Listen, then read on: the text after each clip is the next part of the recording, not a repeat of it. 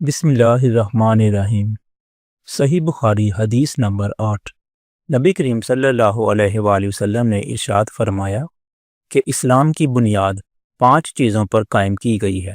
Number 1، گواہی دینا کہ اللہ کے سوا کوئی معبود نہیں۔ نمبر 2، اور بے شک محمد صلی اللہ علیہ وآلہ وسلم اللہ کے سچے رسول ہیں۔ نمبر 3، اور نماز قائم کرنا اور زکوٰۃ ادا کرنا۔ نمبر 4، اور حج کرنا۔ نمبر 5، اور رمضان کے روزے رکھنا۔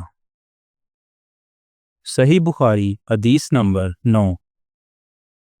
نبی کریم صلی اللہ علیہ وآلہ وسلم نے ارشاد فرمایا کہ ایمان کی 60 سے کچھ اوپر شاخیں ہیں، اور حیا بھی ایمان کی ایک شاخ ہے۔ صحیح بخاری حدیث نمبر 10۔